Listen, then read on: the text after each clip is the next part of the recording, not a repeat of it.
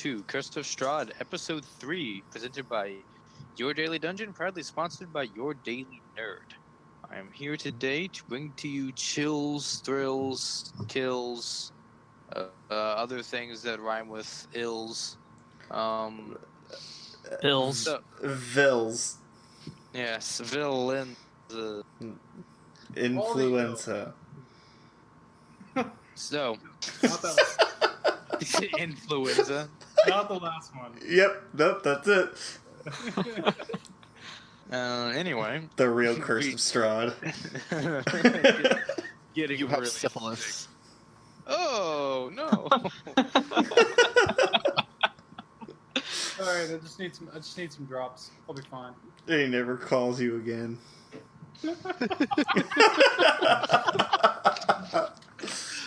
That's the really sad part about this entire story. That's the real Curse of Strahd. That's his MO. That's like... Oh, God. God. Alright, let's play some D&D. So, when we last left off, your characters were standing inside a, I think it's a parlor type room. Let's see, what is it actually described as? I believe it was just a dining room. Yes. It had a fireplace. Maybe? I don't think so. No. I don't think it was the fire. It was the main hall. That's what it was. The main hall. And you had just finished speaking with Strahd. Or rather not a ghostly visage, more like a ashen visage, because he's made of fire. And he kind of just detailed the general layout of the house, and he kind of gave you a hint at what you were going to do in the house. He also told you that the house is very much so aware of your presence, and is aware of your decisions you make inside this place.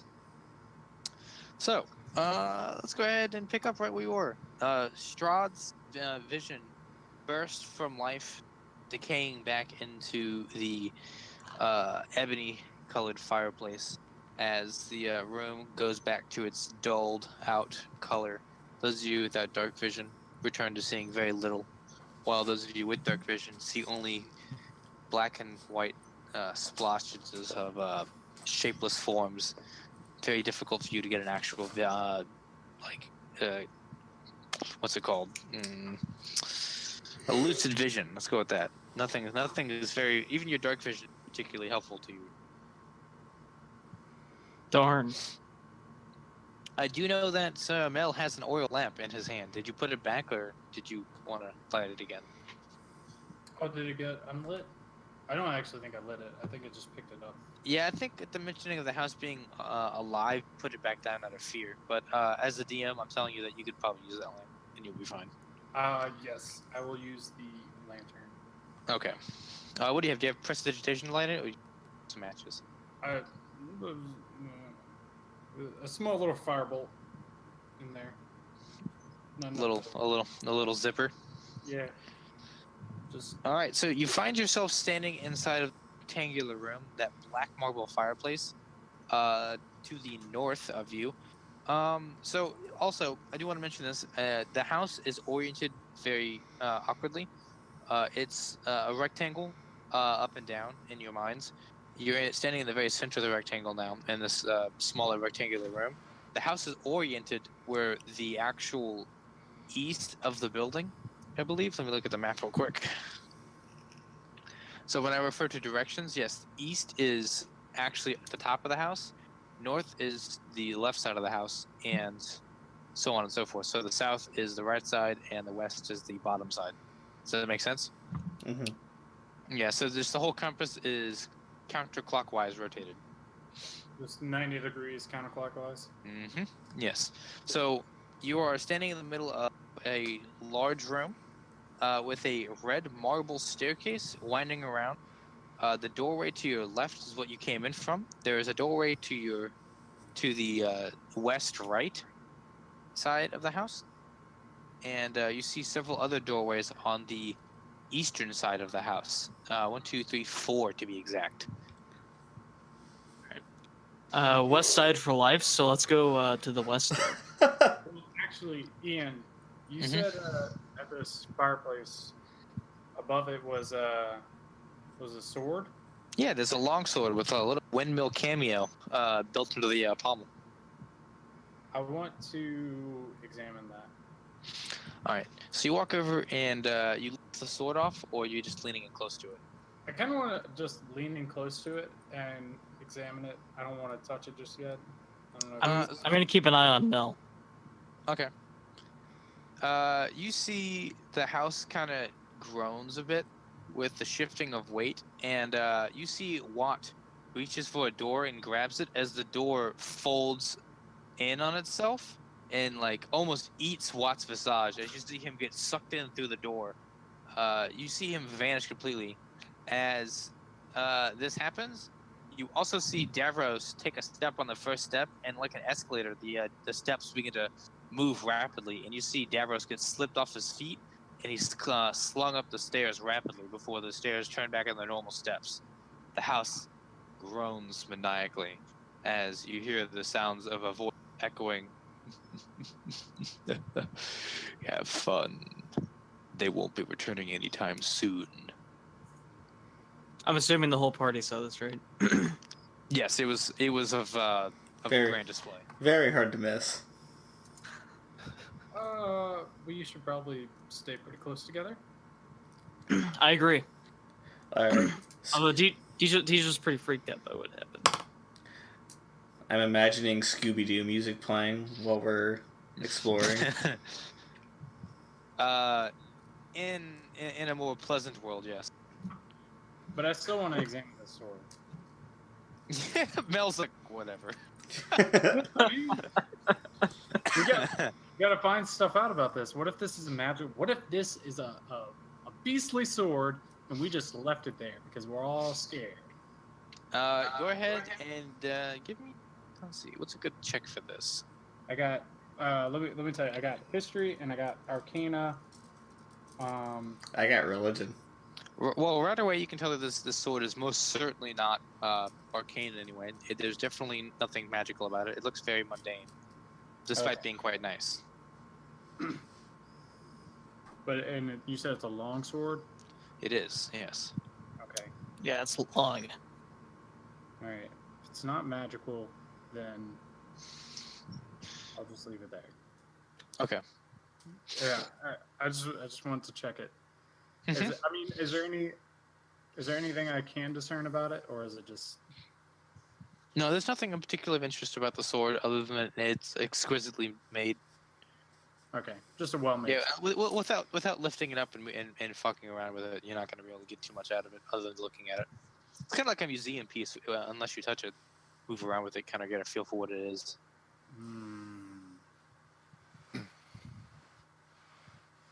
Mel, do you think it's a trap? I don't know. DJ, here, hold up. And I picked DJ up. Here, grab the sword. No. I and Ian, Noric are can just gonna I- take 5 steps back. Can I check it for traps? Although I don't think it's gonna have like a traditional trap or whatever. But can I? So, Dijo, upon inspecting this sword, without even having to make a check for it, you can tell that there's definitely nothing mundane trapped about it. Supernaturally, you're not going to be able to garner any kind of information about it, as the house is in the manner. But you can tell that the sword isn't anything particularly special. It's just, unless you lift it up and get a better idea of like what the sword's capable of, it looks like just a regular sword. Look, Mel, I don't want this sword. I don't even want to use it. Okay. All right, and I just put him down. I'm like, all right, well, I don't have any need for a sword, so. Dylan, do you see the spectacle going on? Do you give any interest in the sword? I'm gonna go over and definitely take a look at it. Noric, being a swordsman myself, can I sort of? I don't want to touch it. I just want to like compare it to my own sword, see if I can get any type of insight. On what it might be. You have a long sword as well, or I have a silvered greatsword. a silvered greatsword. Do you carry any other weapon on your hilt of any kind? Oh. No. Well, you see that the sword is very nicely made, and the scabbard that's beside it is of equal stature. it might be a worthy addition to any kind of other equipment you have. It would certainly not weigh you down anymore.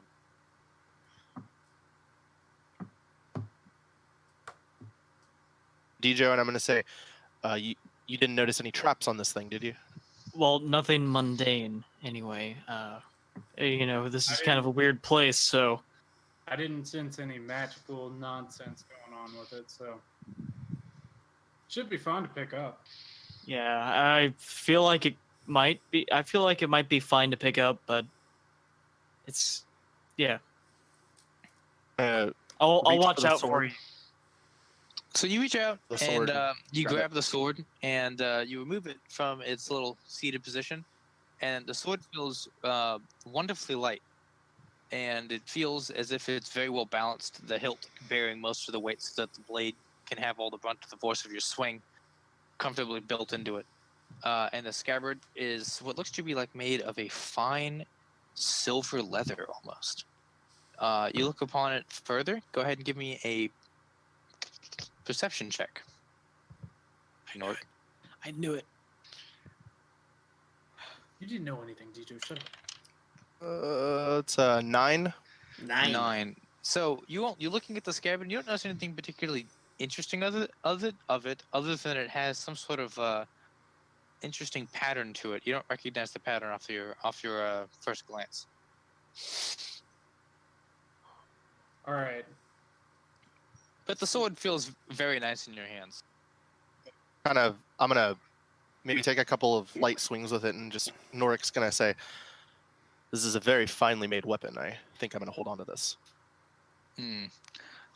So you pick up a longsword, and you can add it to your weapon chart. It is, we'll call it a masterwork longsword. It's finely made. You get a bonus to attack, but not the damage with this weapon while wielding it. You get a +1 extra bonus.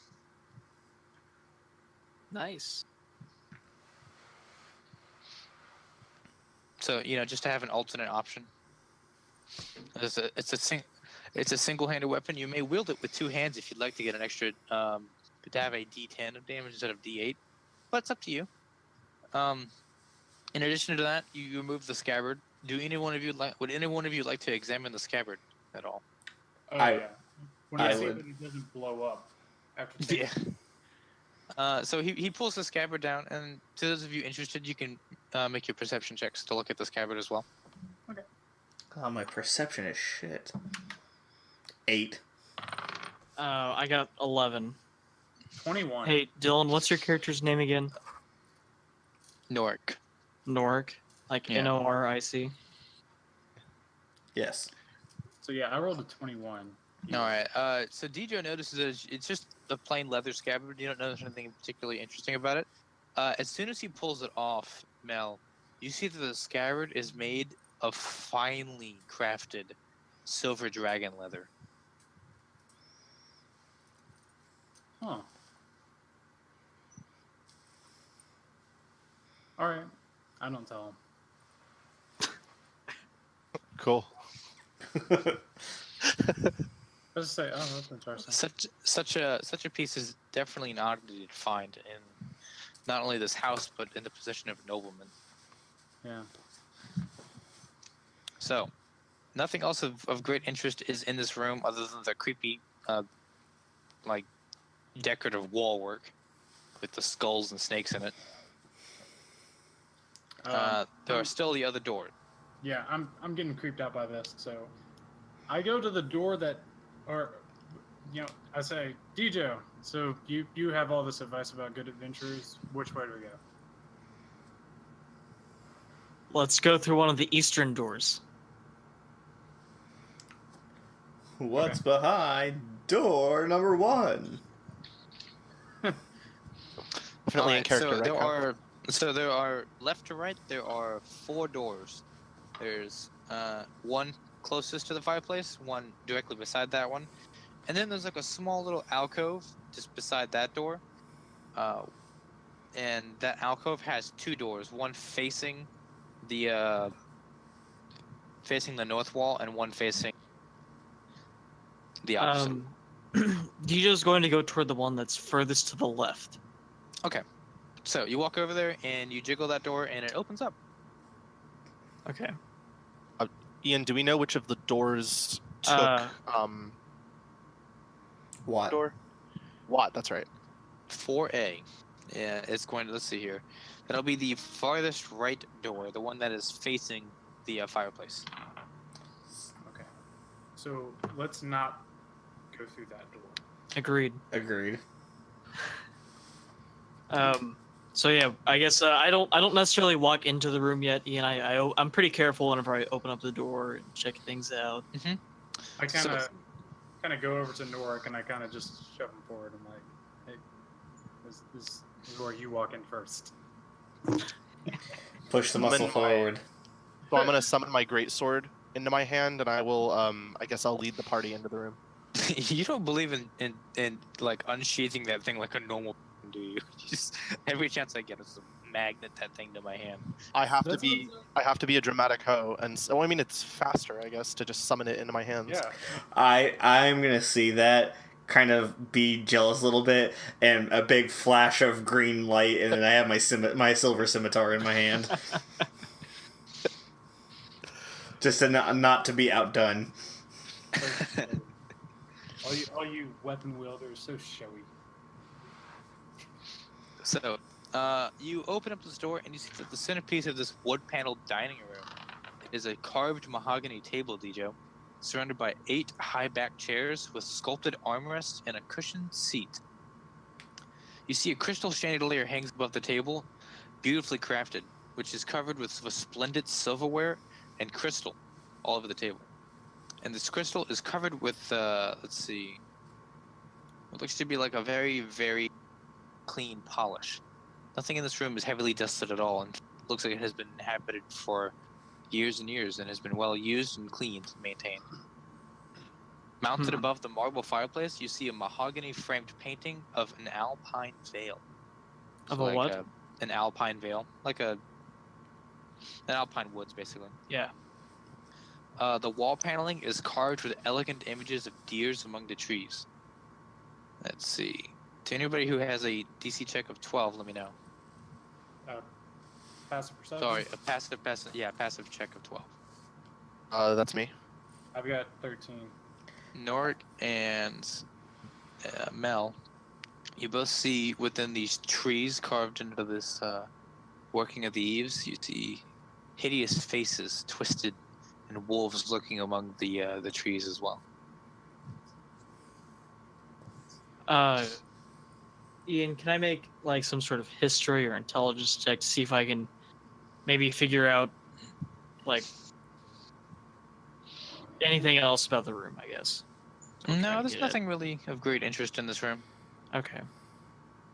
All right, so I mean, is there another door? So, yeah, if you have to step into the room, you're like in a slight little entrance alcove into this dining room. You haven't stepped all the way in, so I haven't described the entirety of the room to you. Okay. So you said Norik is leading, right? Well, volunteered. Always make Voluntold. the shield go in first. If he doesn't, then you push him forward. I mean, I have an AC of 18, so That's the reason. I guess Yeah. I have an AC of like 12. there you go. DJ's gonna check the. Can I like check it for traps or whatever, Ian? Yeah, you survey the room. Notice anything mundane of any nature? Nothing that looks to be like it could be hiding a trap of any kind. Okay.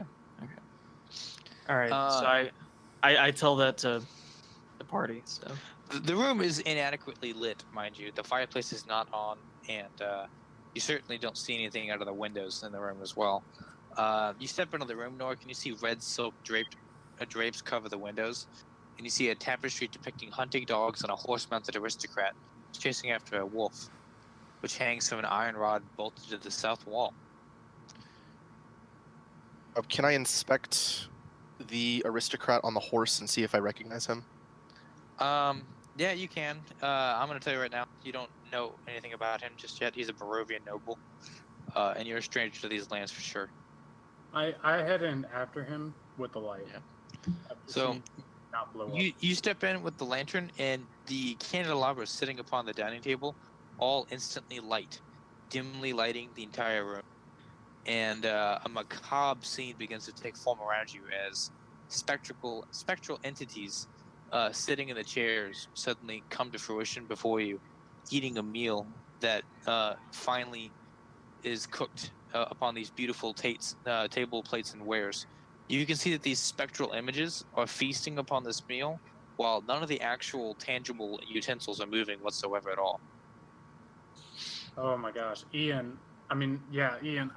I'm like, oh my gosh. I start going up to the specters, and I'm like examining them and stuff. I'm not touching them, but I'm like examining like their movements and how they're interacting with the scenery and stuff. Like I'm like super intrigued by it. Be careful, Mel. So you see sitting at the very end of the table, closest to the fireplace on the northern side of the house, is a man with a beautiful mustache, very very nicely combed, with a Victorian style like suit jacket with a little kerchief tucked into the front of his thing and his wife sits upon the opposite end of the table, serving food to what looks to be like a handful of guests.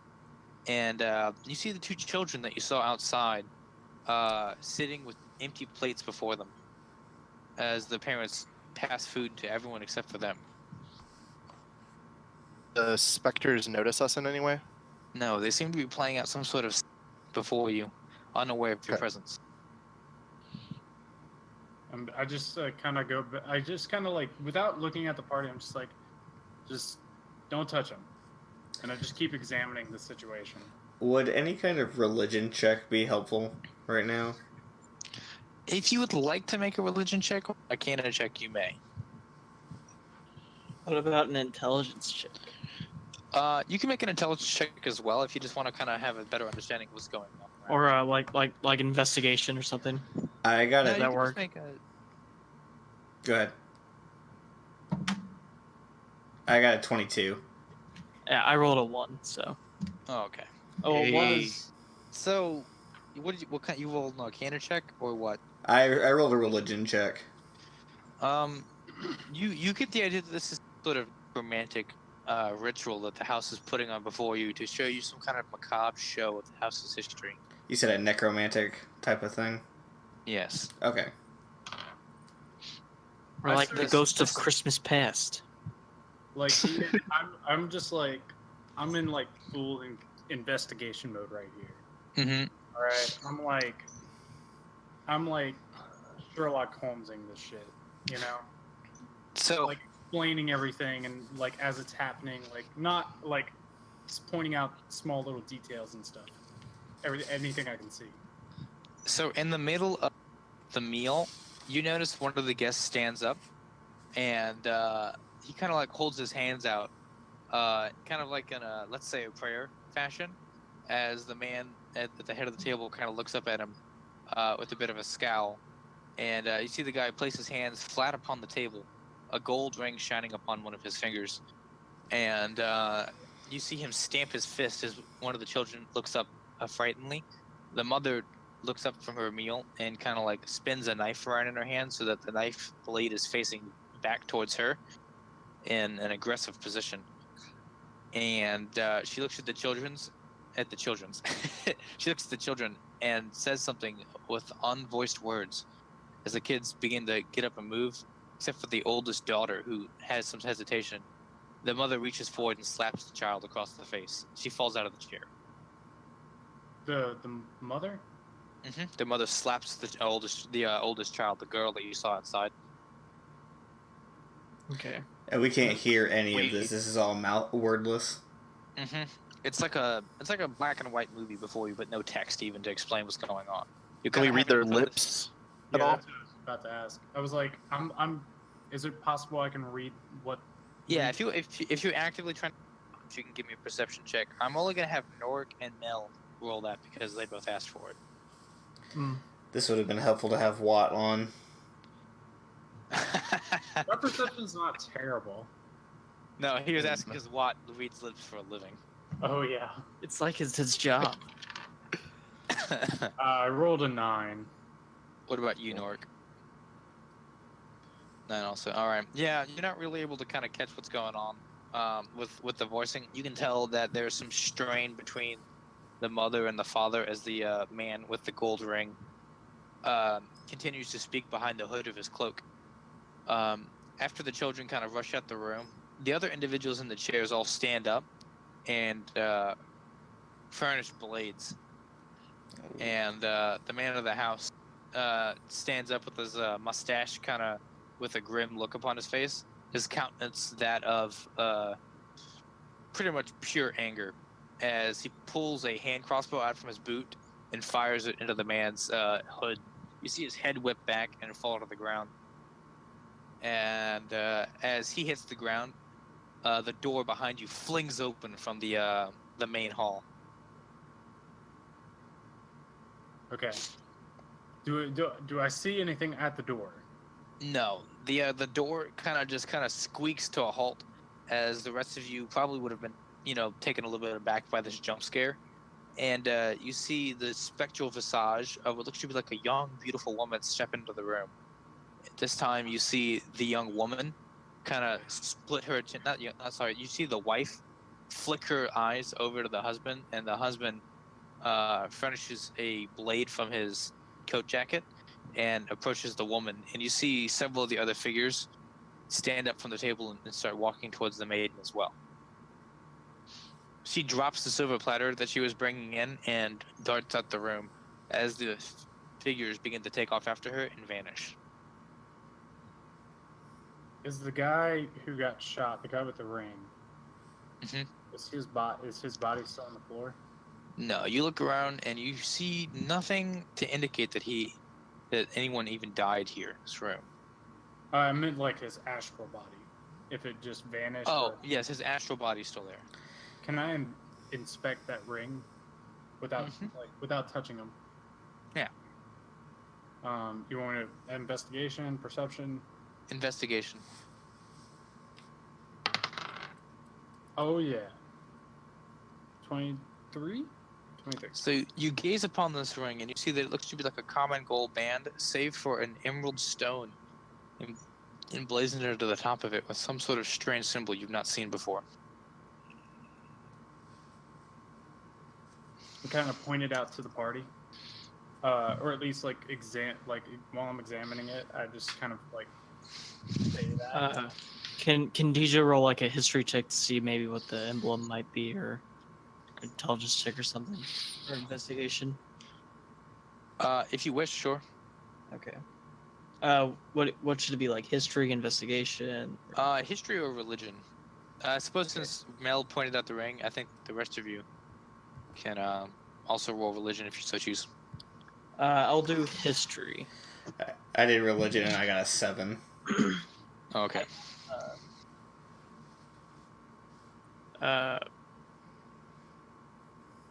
22 total. So you can garner that is most likely a ring to some sort of Barovian deity, definitely not native to the Forgotten Realms. You're probably pretty familiar with the standard pantheon, DJ, in your travels, and this is certainly not one of their symbols. Yeah. Definitely more information to be had in the house based off of that ring. All right. A clue to go off of.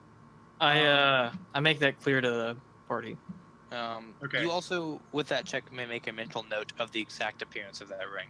Oh Okay. no, Ian, he says that, and I take out a parchment and a quill, and I just start like drawing the symbol. Okay.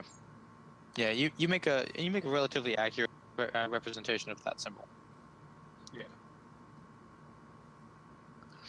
All right. So you do see that there was another door that was not burst open from the other side of the room. It's basically on the same side as the door you came in on, just the opposite end of the room. All right. As the scene pretty much played out. Yes, the specters have ended and faded, and the one that's on the ground is the only one there. All right. Yeah. So he's just still there, just laying. Mm-hmm. All right. Best to, I just kind of say the part. Best to just leave him be. Don't touch anything. I don't want to upset anything in this house, so I do a quick once over of the room, Ian. Mhm. Just to make sure that we, caught everything or found everything that we could have before moving on. Okay, so you move on. Okay. And let's see. Roll perception checks as you're exiting the room. All of us? Yes. Well, I don't notice anything. Neither do I. I got a 4. 5. I rolled a 4 as well, but I rolled a 1. DJ.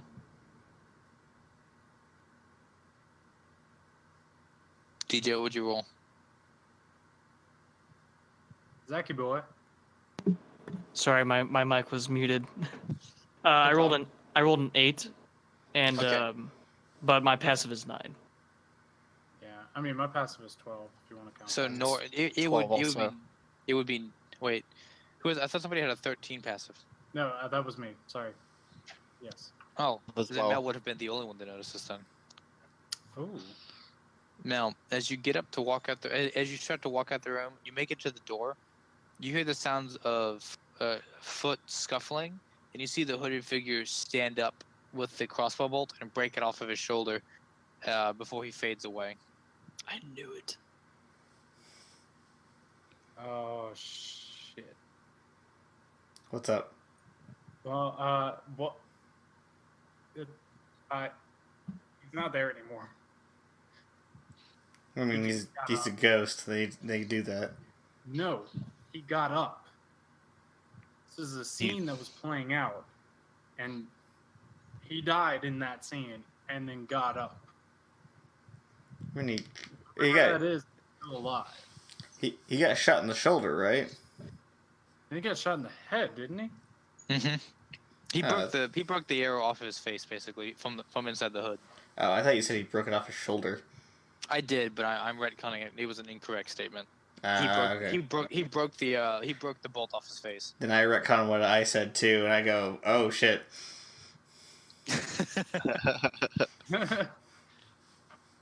So he got back up. He yeah, did. yeah. He just got back up and broke off the bolt off his face and then just vanished. Who do you think this person is?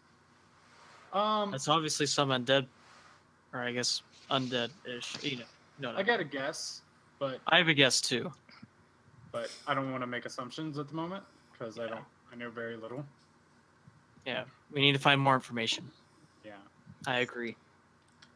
we need to find our friends. That's really what we need to More Scooby Doo Yes. music plays. do. Old Man Jenkins. So you return back to the original. You still have basically you know now that one of the other doors is obviously a door back into the other side of the dining hall. So that shortens your list down to only 3 other doors. Whichever one is furthest to the left. That would be the one directly next to the dining hall that you came out. It looks to be like a small corner door built into what must have been part of the alcove, probably an addition that they added in. It looks like to be only the size of a closet. All right, well, check it out. So you open this up and you gaze inside, and what you see is a simple cloakroom with a bunch of black cloaks of very nice and fine make.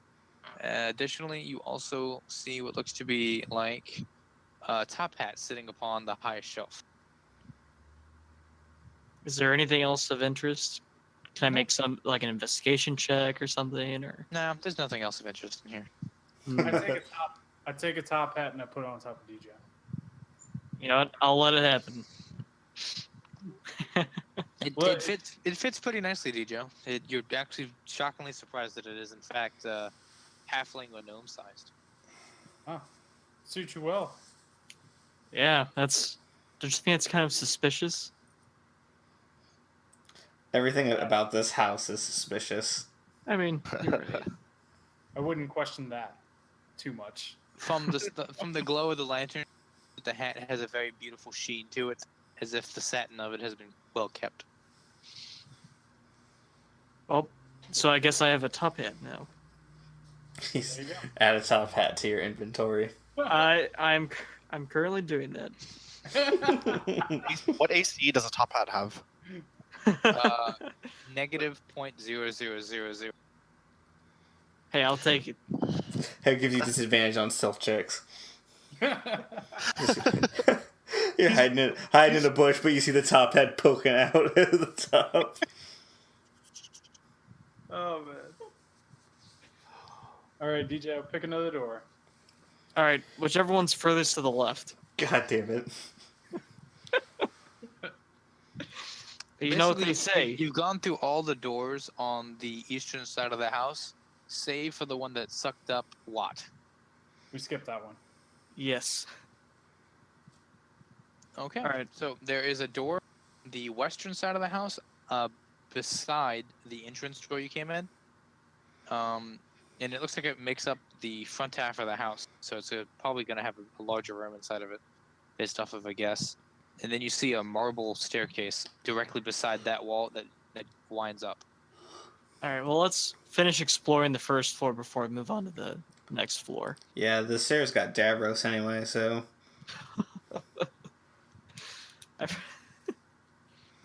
So yeah, let's explore the other room, down here. All right. Dijo, never mind. Okay. So, you approach that door closest to the entrance door, and you turn the knob. The knob is a beautifully woven brass metal, with an intricate eaving get molded into the brass, depicting a vine work wrapped around the handle. Dijo Wow. says, "Nice brass."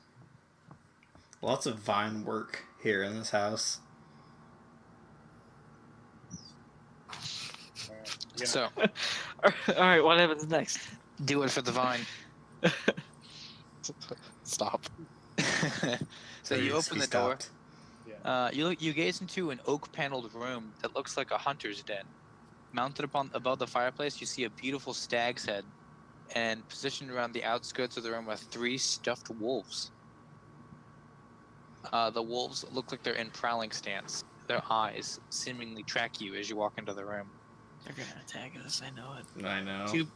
Two padded chairs draped in animal furs face the hearth, with an oak table between them supporting a cask of wine. 2 carved wooden goblets, a pipe rack, and a candelabrum. A chandelier of exquisite make hangs above a cloth-covered table surrounded by 4 chairs.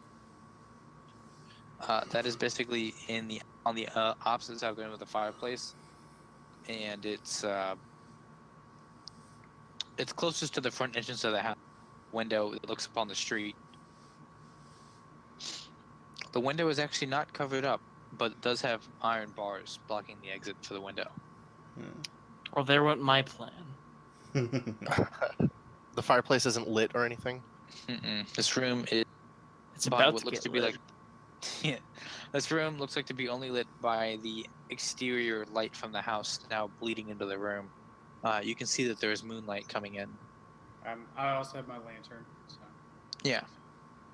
So there's Well, a light flickering. There's a light flickering glow that kind of gives life to the room a little bit, though it wavers very lightly. Dijo suggests to the party, or asks the party if they think he should light the fireplace. I think You if we also take- see. Do So it. go ahead and answer your question. Go ahead and answer this question. I was just gonna say, I think we take a couple more steps in, we might see something similar to the dining room, so we might not need to light it ourselves. Yeah, we'll see. But do you guys think anything bad would happen if I did? Or I Look- have no idea. Let's wait. yeah. So Say, you also see 2 cabinets stand against the walls, one directly to your left of the entrance, and then one to the right along that same running wall. And that wall connects to the front of the house. It looks like the easternmost cabinet sports a lock. Hmm. Interesting. Okay. All right. Later, I'm gonna try and pick it. So you said there's a. Are we in the room? Yeah, I would assume they stepped into the room a little bit to kind of examine things. Yeah. Okay. Now you said there was a table with two goblets on it Mm-hmm. with a candelabra. Yeah, that one's closest to the fireplace.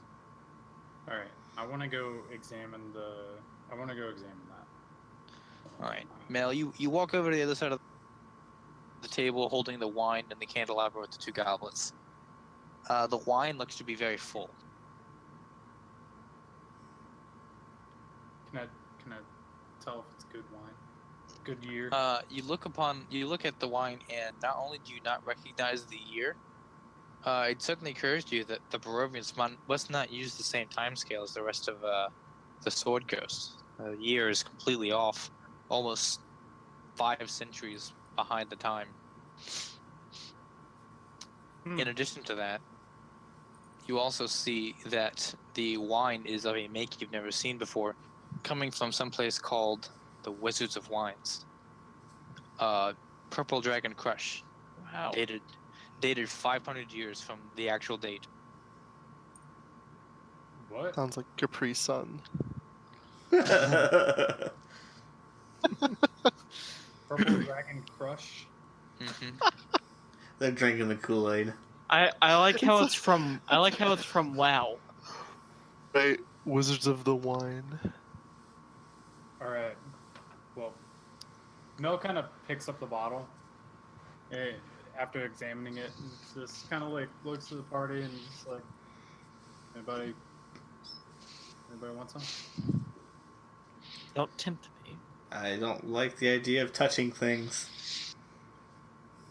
I Well, kind of grunt and then stuffed wolves. You look at the You know stuffed what- wolves you said? You know what, Mel? I'll take a drink with you. all right, Ian. While he's going to look at the stuffed wolves, I pop open the wine. Okay. And, You uncork the wine, and as the cork offs the top of the wine, you see the room burst to life as the fireplace comes in glowing brightly, and all of a sudden daylight streams in from the other gloomy windows. Once again, you see what looks to be like a second scene playing out before you. You see 4 men sitting on a table playing what looks to be like a sort of card game. Their heads ducked low over the table. You see 2 individuals sitting there, a man and a woman, and sitting upon the table between them, in what is now a cradle instead of the actual wine table, looks to be like a swaddled baby whose form you cannot see.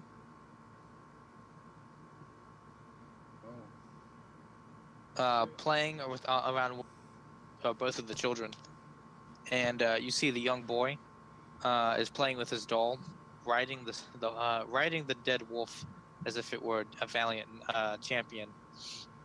The father looks over and sees this, grabs a corkscrew off the table, walks over to the boy, and pulls back the boy's head, and holds the corkscrew to the boy's forehead, and starts to shout things at the boy. The boy cries as the girl runs up and slaps the corkscrew out of the father's hand. The father picks the girl up by the throat and looks at her for a second before setting her back down and calming down. He reaches down and pats the young boy on the head and looks at the daughter and grins. And as she turns to leave, he grabs her by the back of the throat, or the back of the neck, sorry, and like Vulcan pinches her ass. You see him pinching his shoulder really tightly. He leans in and he whispers something, his mustache brushing the top of her ear. I try to read his All right. Give me a perception check at disadvantage. His mustache blocks his lips. So that's a 16, 11. You get something along the lines of "to the attic." Oh. And Did this happen on the wolf that I was inspecting? Correct. Notice anything that he said when he was yelling at the boy on the wolf? Because I mean, I definitely would have noticed the boy.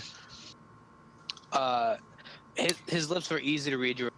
There, it looks like he was screaming, "What have I told you 1,000 times, you daft knave?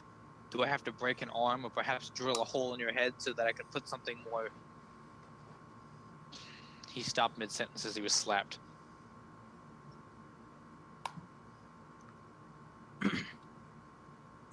This is the same family, right? Mm-hmm. Is that all that happens during the? Is that all that plays out? Yes, All right. Do the apparitions vanish? they do. Okay. Is it still lit? No, the room returns back to its dusky appearance. This time, the moonlight is streaming in through the windows. Well. This is quite strange. Well, I'm thoroughly freaked out, and I could actually really use this right now. So, I pick Pour up. me a glass. Yeah, I pick up the two goblets, and I pour the wine into each of them, and I hand one to DJ. You guys have seen Pirates of the Caribbean. Do what? You've seen Pirates of the Caribbean, the first movie. Yeah. Yeah. It's been a while. So the moonlight pouring in on the windows is pouring in on one of the actual wolves' heads, and you see that the moonlight actually displays the wolf's decrepit form. It looks like the actual stitching of the taxidermy has been weathered and aged to the point of no return. An eye hangs from it loosely. Its lower jaw disconnected from one end, strands of cloth hanging out, and you see festering what looks to be like almost maggots in the top of its head. Ooh. What's this? Imagine. It's on the wolf closest to the window.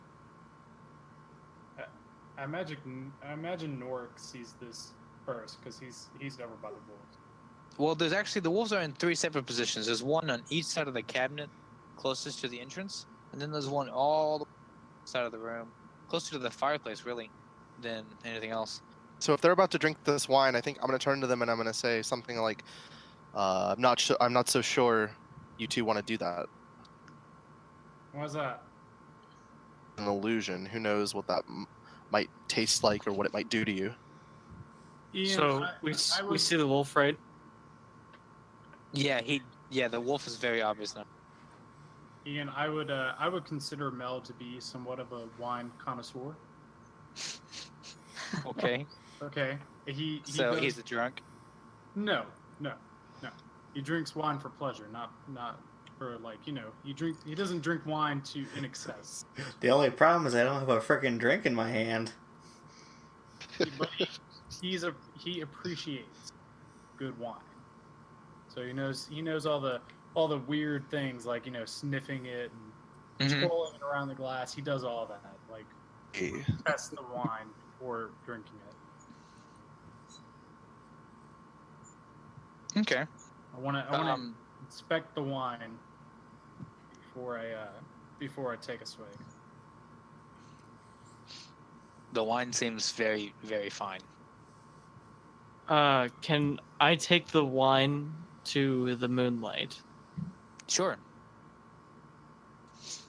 So you take your goblet that he poured for you over to the moonlight, and you hold the goblet over, and you're instantly appalled to see that the goblet is not made of wood, but is instead a macabre cup of human flesh that you are seeing stitched together.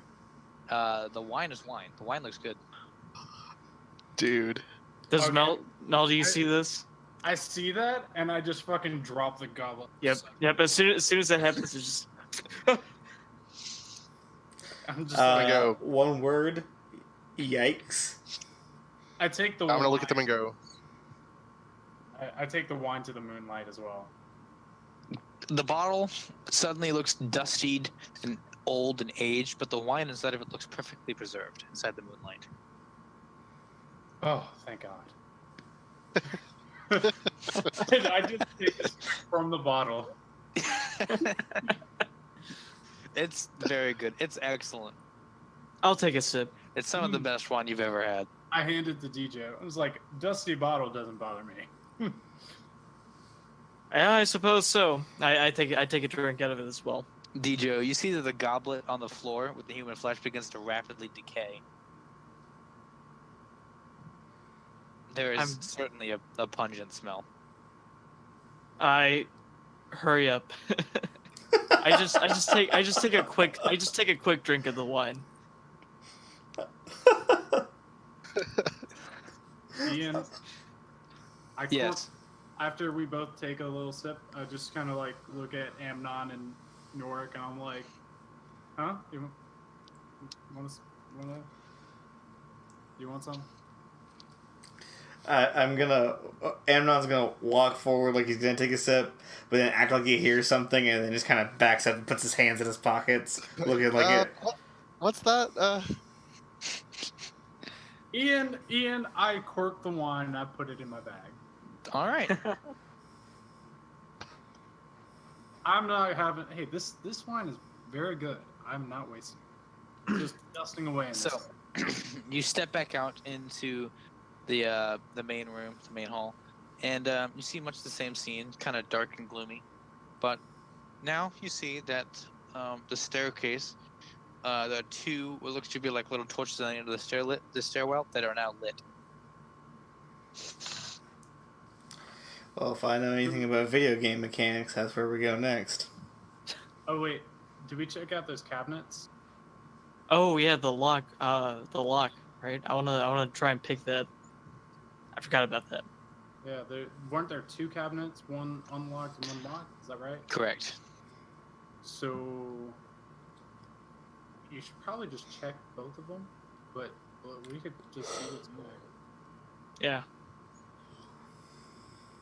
Are you gonna pick that one? I'm gonna try and pick it. Can you pick it? Yes, you Alright, can. Go ahead and give me a dex check. Okay. Are you using Thieves' Tools? Yes. You can add your proficiency. Nice. All right. Okay, 18 plus 3 plus 18 plus 5, 22. Yeah, you're easily able to pop open them with a lock. Very easily. You find that the lock has been well used, and it's kind of aged over time, and it looks like the lock kind of just takes a few seconds, and then you just pop it open real quickly. You swing it open, and you see that it was a hunting weapons locker. It holds a heavy crossbow, a light crossbow, a hand crossbow, 20 bolts. Inside of it, you see a rapier sitting upon a beautifully adorned scabbard. And additionally, you see what looks to be like a couple of spurs that are made of solid gold. Oh. Wow. I guess I'll take the. Dijo takes a look at the light crossbow. It's just a standard light crossbow. It's made of wood, has the wood on it and string. Dijo. I guess. But Dijo takes a look at the hand crossbow. It's your standard hand crossbow. Okay. Well, I mean, it's a one-handed weapon that you can fire without taking up your other hand. I'm just trying to think. Would I want to get that or the crossbow? Would I want to take either one? Because I have a short bow. I kind of go to DJ. I'm like,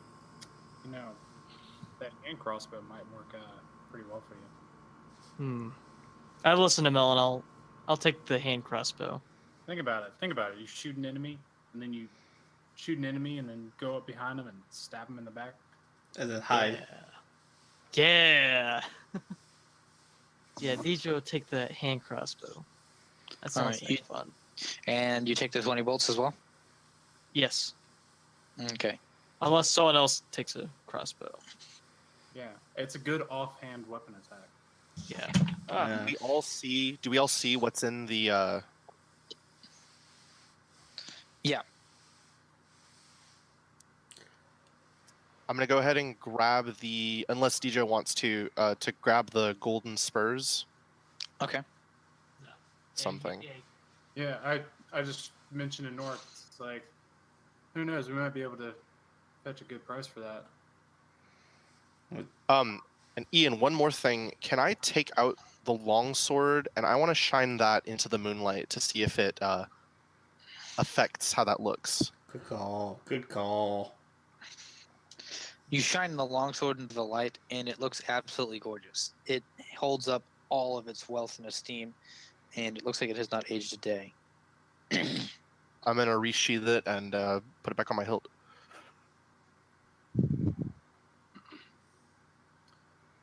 All right, Satisfaction roaring through you. all right, boys. So far I think we're actually. I think Strahd's underestimating us. I mean, we're getting some good equipment out of this. I got some nice wine. You just got a hand crossbow. Yeah. We got some spurs. You got a new sword. Yeah, I mean, who needs Davros and Watt? Well, I wouldn't necessarily say that. Watt's pretty useful. He got them heels. Yeah. I guess because holiness, but I don't understand it. His Whatever. holiness. So, you guys turn to leave yet, or are you gonna have this conversation in the room, or what? Have it I in. think Mel is just kind of boasting right now. Just kind of like, if Strahd's listening, he's just like boasting. He's just like, I don't know what. Yeah, we got this. So, you turn to leave, and as you go to exit the room, you see the young boy's teddy bear thing, he called it Stitchy, is now sitting in the middle of the doorway, looking at you. I don't like The that. real thing.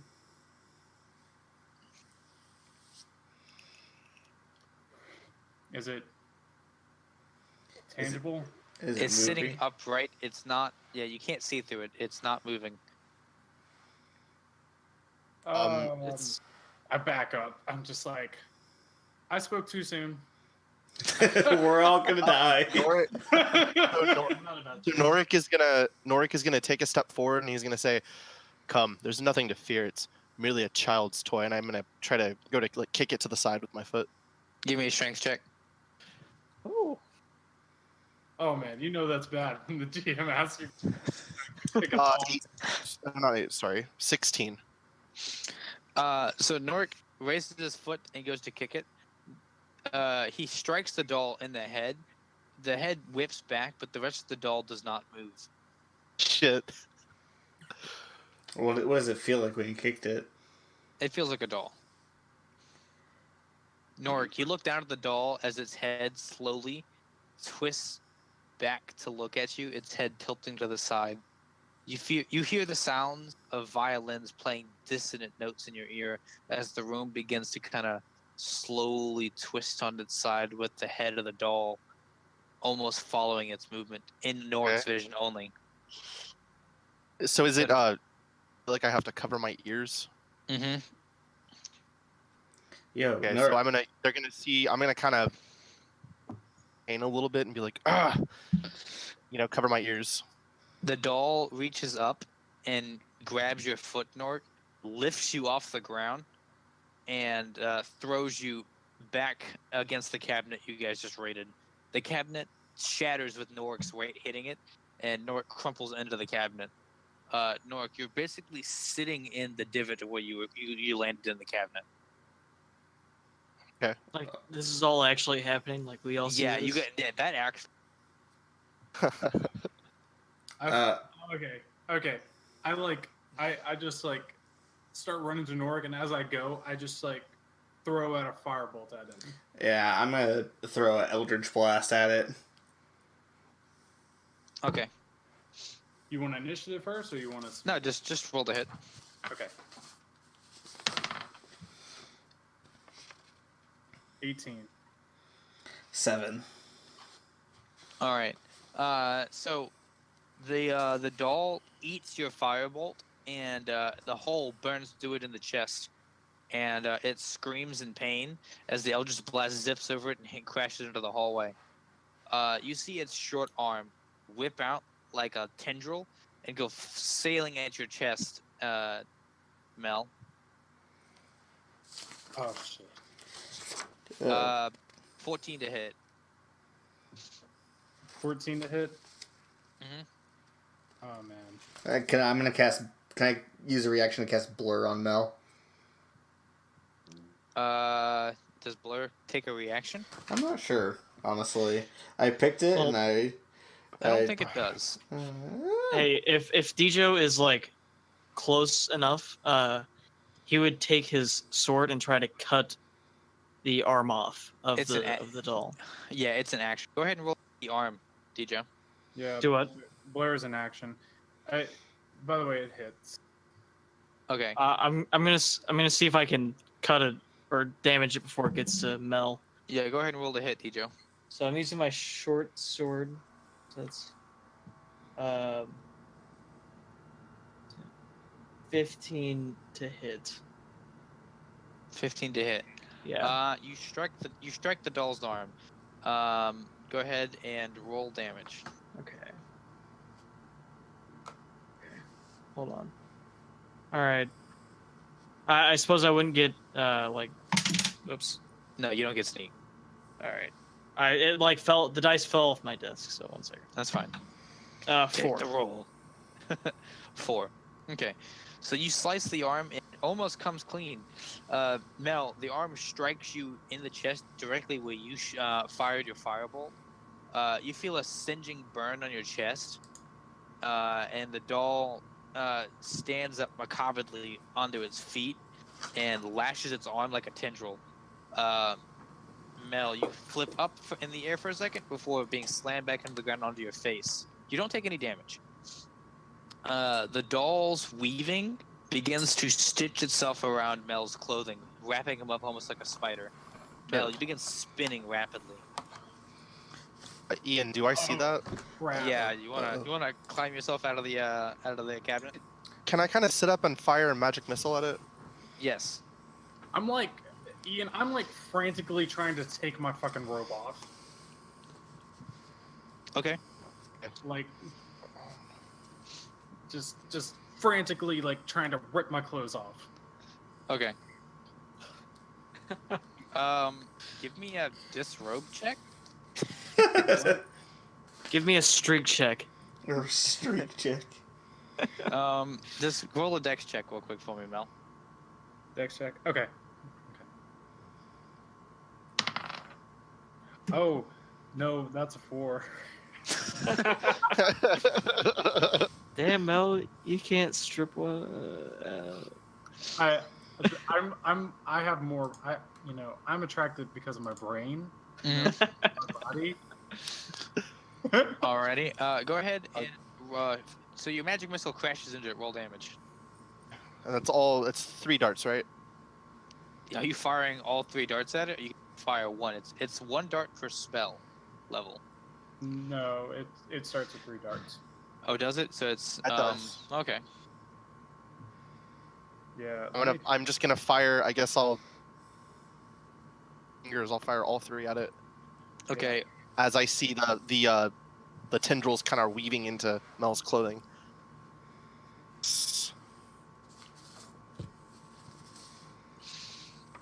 It just deals damage. So. Just roll 3d4 plus 3. Yep. 5, 3, and 5, so 13. Okay. So you slam into it. Norik, give me a wisdom save. Okay. Oh no. Shit. Ah, Yeah, my- nuts. My wisdom modifier is 0. Yeah, that's an 8. Hey, I got you beat. Mine's -1. Oh, I'm sorry. You make it an advantage. You Okay. So roll again. Fair. Oh, I can ask that in a minute. 3, so it'll take the 8. Okay. Use saving face to add 3 to that. Can you use what? Save face? Yeah. Yes, you may. That's all you need, actually. So that'll be a too. plus. Eight. Plus 3? Yeah. Okay, so an 11. So you pass the save. You instantly, feel your senses come back to grip. You're now standing back in the doorway, and you see Mel spinning on the floor like a jackass. You see Amnon shout, "Eldritch Blast! I'm gonna cast Blur!" And he's throwing his hands at the ground as Mel is spinning on the ground foolishly. And you see Dijo is flailing his blade at nothing in the air. There's no door in front of you. Okay. So I'm gonna. Who's closest to me at this point? Dijo. Run over to DJ. I'm gonna kind of grab him and try to shake him out of it. Yeah, he's instantly shaken out of it. What? There's nothing there. And And the doll's nowhere to be seen? Nowhere at all. I'm just get it off me. Rip my clothes off. Ian, That's right. I tell Norg to go get Amnon. And I just kind of look at Mel for a second. And I like taking the image, and then I shake him awake. I'm like, Mel. What? Look. You're wiggling around like a madman. I'm gonna do the same to Amnon. I'm gonna grab him by the shoulders and just kind of. Did you know you should never wake a sleepwalker? All the spells and all the abilities used are replenished. They were never used. Yeah, they were never used. I stand up slowly and I'm just okay. Yeah, man, I was really worried about you. You were just kind of acting like you were having a seizure or something. You okay? I don't want to talk about it. Let's go. Norik's gonna chuckle and go. I knew a child's toy could never flying off my feet like that. It's preposterous. The house groans as you feel the house begin to kind of shift in place, and you get the sudden feeling that something is looking at you. I look around nonchalantly. You Like see I'm that cool about it. You see that all the wolves' heads have rotated to look at you completely. I leave the room. I get out. Yeah, let's get out of here. Yeah. I close Crazy the door. idea. Let's leave. Ian, I take that bottle back out and just take another swig of that. If I see Mel do it, I'm gonna ask for another swig. I just cork it and put it back. I don't even look at you. He's just slightly salty. So you ascend the stairwell, and as you guys approach the landing, I think it's time to go ahead and say that was a great episode, and we're gonna have to pick it up next week, guys. Oh, shucks. Yeah. This one was Oh, good. man. Knew it. Yeah, well, we still got, let's see, 1, 2, 3, 4 levels of this house. Oh, man. This is a dungeon, boys. Puts the dungeon in Dungeons and Dragons. Yeah, this is a haunted mansion. Thank you guys so much for tuning in to your daily dungeon and enjoying Curse of Strahd as much as we do. I hope that's a thing for you guys. I'm loving it so far. How you guys feel about it so far? It's pretty creepy. dang awesome. I like It's it a lot. so creepy. It's awesome. I love it. Alrighty. Well, we'll catch you guys next week. Thanks for tuning in, and stay nerdy, guys.